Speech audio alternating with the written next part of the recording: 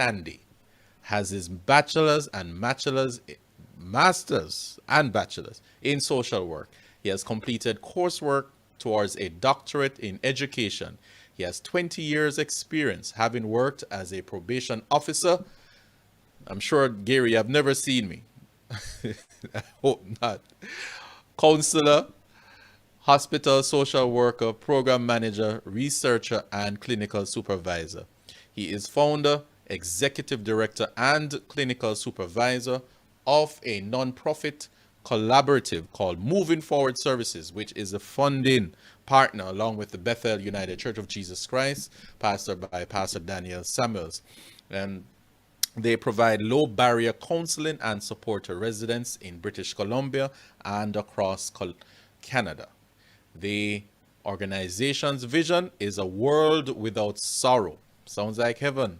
And their mandate is to provide counseling to anyone who needs it, as well as partner with as many agencies as possible to overcome silos within the social service, criminal justice, and education sectors. Gary is a widowed father of 2 boys, identifies himself as a wounded healer. So welcome, Gary, and over to you as you examine the aspect of caring. After we have heard about the brain, we have heard about the psychotherapy, now it's time to learn about the caring. Thank you very much. So yes, I run a nonprofit counseling agency, but I'm not here to talk about that. I'm here to talk about my lived experience of having a spouse who was diagnosed with early onset dementia. So I will come back to the agency because I channeled much of my grief into my work, and I was able to develop something I'm very proud of. But this is very much my story and my wife's story, my family's story. So my wife, Cindy, she passed away from frontal to temporal dementia in January of 2017. And this is one of the first times, it's been over 4 years since she passed away that I'm publicly speaking about this experience.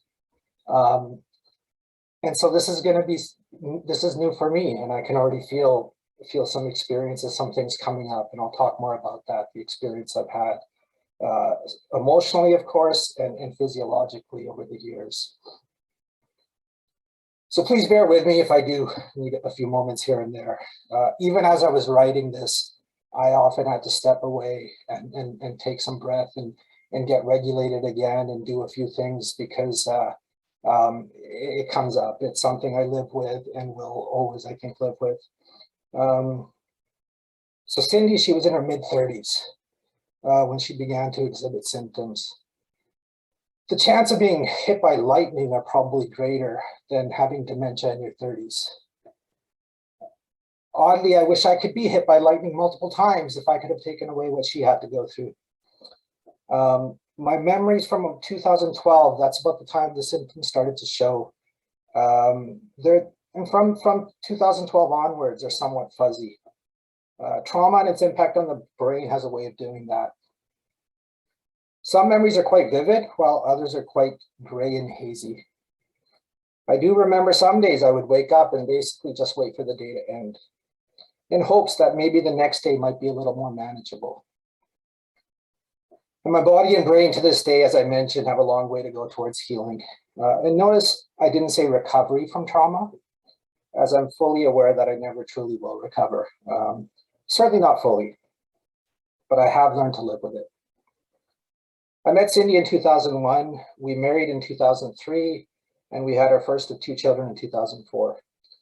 I have just amazing, beautiful memories from 2001 to 2012. Others as well since then as well, but absolutely some really wonderful memories during those 10 plus years that we were together and she was well. We grew so much as a married couple and as parents.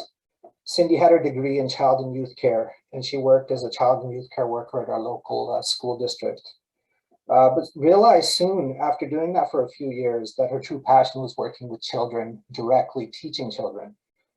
So she went back to school to gather the prerequisites to become a teacher.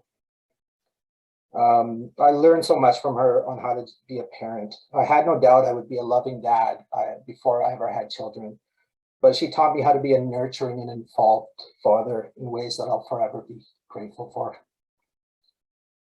So we had one of many great family adventures back in 2006 when we moved several hours away so she could go to school to get her teaching certification.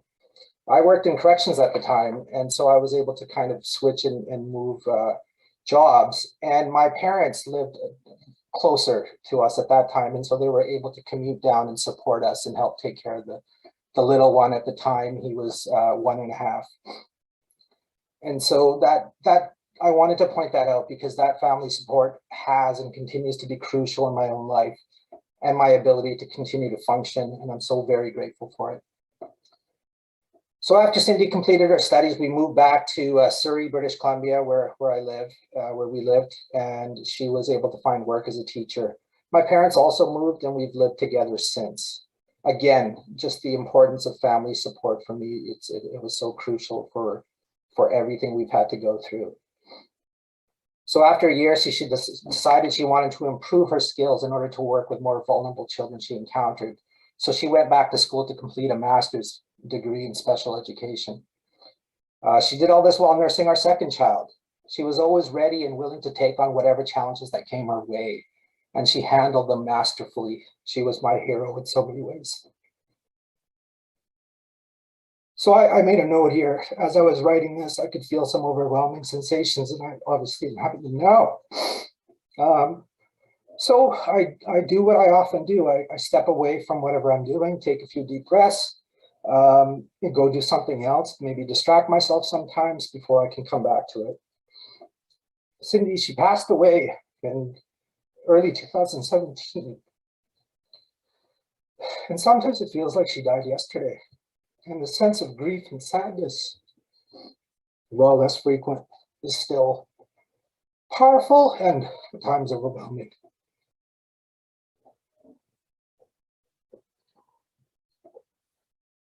So I remember the first time I noticed something was different with her. We were on vacation in San Diego.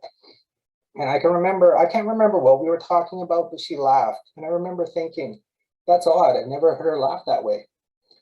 And I remember pointing that out, and she didn't notice, she didn't think much of it, neither did I at the time.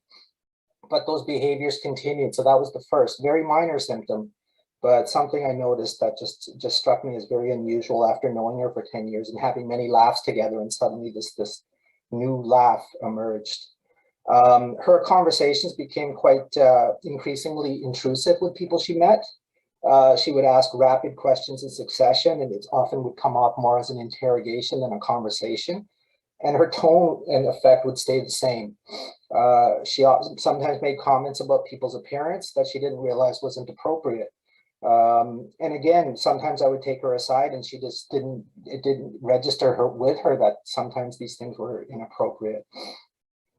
And the concerns were noticed at her work as well. She taught kindergarten in grade 1, and for years, the kids in her classroom absolutely loved her and adored her, and she loved them. I loved to hear the stories she would tell about them, and often it was the most vulnerable children she would talk about that just broke her heart. For whatever reason, they would have struggles, and she wanted to support them. But once a child wandered out of her classroom, and she didn't notice, and then it was brought to her attention. Again, there was no effect, there was no real reaction. School officials then tried to contact her by email. They have a process, and they weren't able to track her down. I discovered afterwards that she had stopped looking at her emails and didn't even know that she was supposed to do that. They eventually called the house, and that's when I realized things were more serious than I'd previously thought. Initially, I often thought maybe she's just stressed out. Some of these kind of things might be related to that, and she'll eventually get back to that high functioning person that she was. But when, she loved her job, and there was no way she would ever do anything to jeopardize her work, nor ever do anything that could potentially harm a child or do anything that's careless in regards to caring of children. So I knew something was significantly concerning at that point. Even though she didn't think anything was wrong, which I'll speak about more around frontal temporal dementia, which is what she was eventually diagnosed with, and its devastating impacts on the brain. I was able to get her on sick leave, and in the meantime, then try to figure out what was going on. Initially, I thought it may be stress related. I wondered perhaps maybe there's something mental health. even though the behaviors didn't quite fit. And I work in this area, so I was like, this doesn't quite make sense, but this is what I kind of have to work with. And because of the work I do, I was able to get her in to see a psychiatrist. And I was able to, I know several doctors, and I was able to have these conversations with them and just talk about what I was observing. And it was one particular doctor, a gerontologist, who, based on what I described, was able to, who suspected it was frontal temporal dementia. And she was able to get Cindy into a specialist at the University of British Columbia clinic there. And so while I've had a very traumatic loss, I often reflect on the privileges I've had.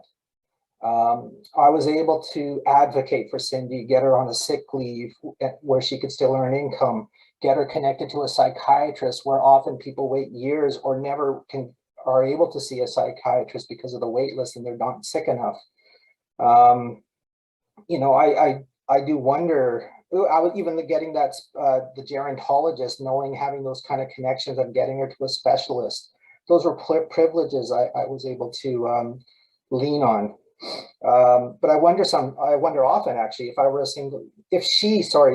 a single parent, if the kids were showing up at school, if our kids were showing up at school in the same clothes and maybe not being taken care of or fed, would she have lost those kids? Would the ministry have come and taken those kids away? Would she have lost her job? Would she have lost her home? Would she potentially have ended up homeless and extremely vulnerable to exploitation? There was people that surrounded her with love and care and that could help her navigate the system. But if she were left to do it herself, she wouldn't have been able to because of this illness. And so I do wonder often, like, we live in such a disconnected, individualistic society in so many ways, that some of these things could be very real. She could have been homeless and extremely vulnerable. So it was the specialist at the clinic that, after some testing, diagnosed Cindy with frontal temporal dementia. So again, the same diagnosis the gerontologist had suspected. I had prayed daily that it wasn't. I had actually hoped that it was mental illness. Imagine wanting your spouse to have a mental illness as the alternative is so horrible. Just as difficult as hearing as it was the diagnosis, it was just as difficult to have to tell my parents and her parents that this is what she had. And so I went about learning about what frontal temporal dementia was. I had some familiarity, but not much. And interestingly, at that time, I did as much reading as I could on this illness, but I'd forgotten so much because, again, so much has been blocked out or just kind of, it's just very gray. So I had to go back to the website, the Hopkins website, to kind of read up on frontal temporal dementia. And it's been discussed by others as well. But so much of it was just spot on in terms of what I was seeing with Cindy. Just the different behaviors, the impaired judgment, the apathy, the lack of empathy, the decreased self-awareness, withdrawal, trouble being organized. And she used to be incredibly organized. It is the one thing that I almost, again, the bright side of something that is so incredibly not so dark in so many ways, is that there are potentially this is inherited, but quite often it's just spontaneous. So in some ways, I am comforted in an odd way that it isn't genetic. So my children are not necessarily at any increased risk, and her parents are now in their 70s and they don't have this illness. So again, so much difficulty, but that bit of, a bit of at least some degree of comfort, oddly, that our children aren't at any increased risk.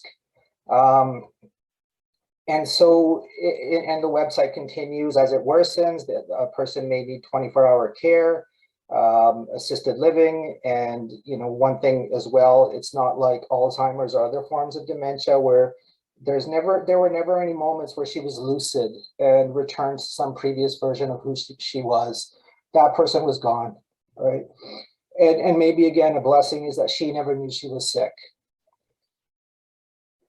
So once this diagnosis occurred, I refused to acknowledge what was evident, that it was progressive, it was devastating to the person affected as well as to their loved ones. And the younger someone is, the more rapid their decline tends to be. The medical science said there was nothing I could do. So I tried alternative approaches. I took Cindy to a naturopath, a homeopath, traditional Chinese medicine, acupuncturist, hypnotherapist, over-the-counter supplements, diet. Nothing slowed it down. I stepped away from work, and I was grateful enough to have financial reserves to be able to do that. I was in a doctoral program, but I had to stop. I just was not in the mindset to continue that. And I often think about going back, but I'm just not there yet. We had to put locks on the inside of our door to keep her from running outside the house, as she had often or previously gone to people's houses asking to just come inside to look around, strangers' homes. We had to put a lock on the fridge. Because even after she had eaten and she was full, she would continue to eat and become sick. She wouldn't step on cracks because she thought that was bad luck. Sometimes there's those kind of old sayings. She truly believed it, and she wouldn't walk in a certain way to avoid cracks. She thought there was somebody behind the bathroom mirror, looking at her, and we had to stop the naturopathic treatment at some point because she would pull out the needles, the IV needles that we were trying to again, it didn't work, but we're trying to slow down the progression. So it was in her late 30s that we had to put her into a care facility. By that time, she'd stopped talking altogether and lost control of bodily functions. She was 39. 39 when everyone else there was in their 80s and 90s. She was there for about a year and a half before she passed away, as her brain no longer was able to send signals to her other organs, and they shut down. Our sons were 12 and 8 when she passed. They're 17 and 13 now, and my oldest, who was around 8 when she first got sick, has very few memories of how great a person she was, how great a mom she was. And my youngest was about 4 and a half when she got sick, and he really has no memories of her.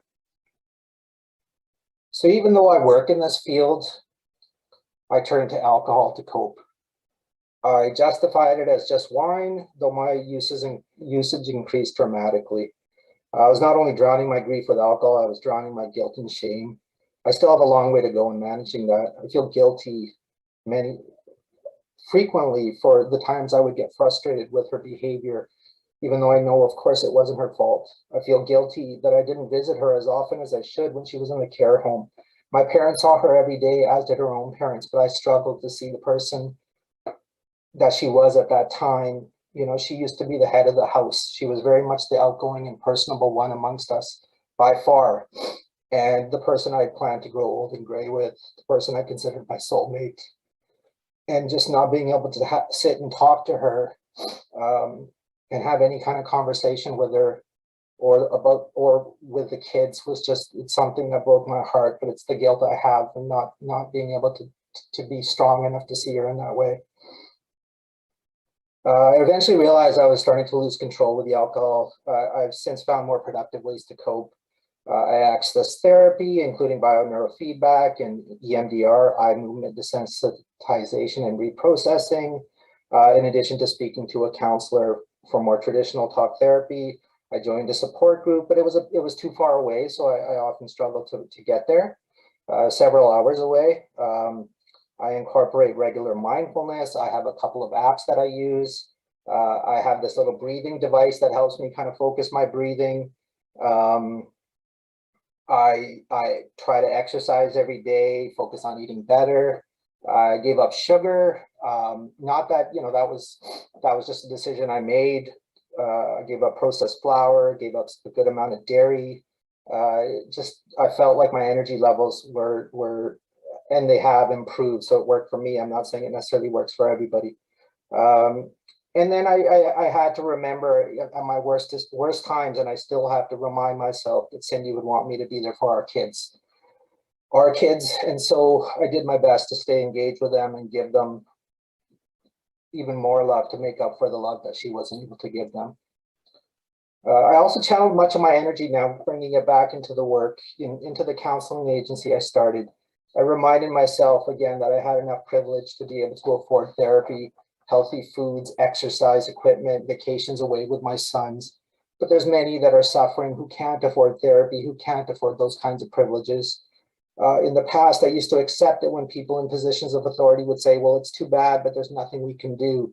When I would tell them about the needs of our vulnerable communities.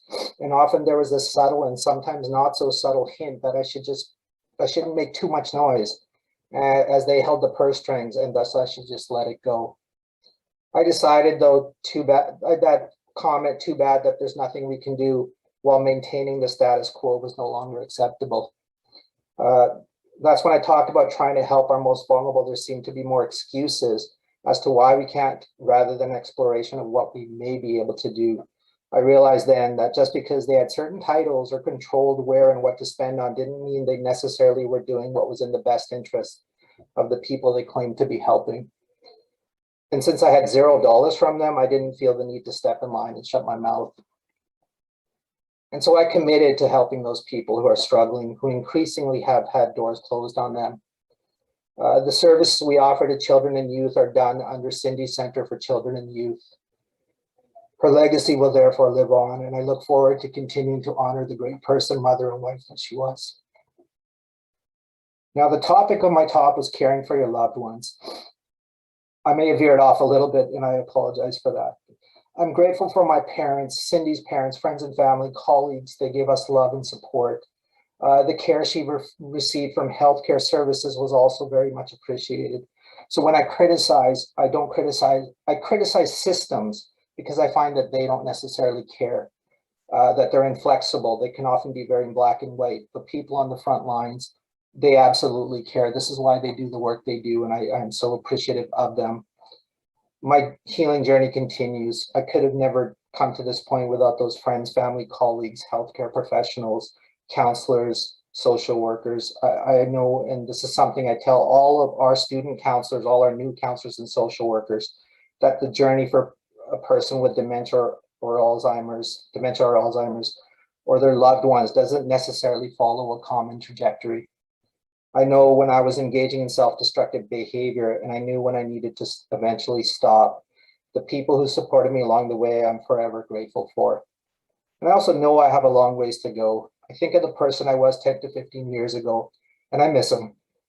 I definitely miss her, but they are gone, at least physically. I know spiritually, I know in my heart that she's still there.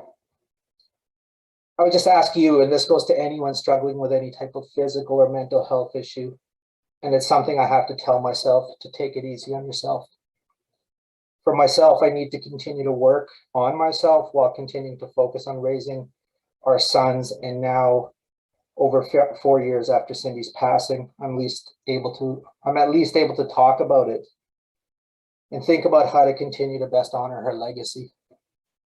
I look forward to that next phase of my journey as a wounded healer. Thank you. Wow, Gary, thank you so much for your personal sharing. Gonna ask everybody just to use that heart. I see folks using the heart icon. Let's show support to Gary and everyone who is in that grieving process. Just use that heart icon. Let him know.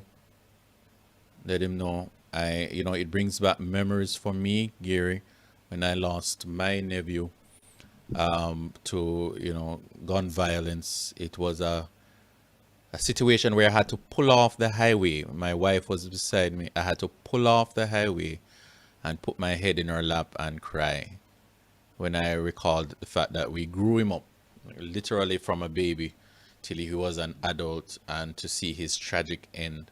There are some things in life that really breaks us, and it takes a long while. I don't think I can talk about it a lot because it's been a few years, but anytime I reach that point, I feel that sadness coming back. You feel like I could have done something more to keep him from being cut down by the gun. There's always that feeling. So, Gary, at the end of this, we want to be in prayer for you. Pastor Samuels, his wife, the team would want to be in prayer for you. And we thank you for that personal sharing. And we know there are others who are in that healing process, and we'll take lessons from that. And I believe one of the lessons is how we spend time with the now, the persons in our life, the things that we do, the things that really matter. The time. Let's put in that time now and love them, care for them, our children, our spouses, our in-laws, everybody, because we have just a fleeting moment in this life. Thank you, Gary. Thank you.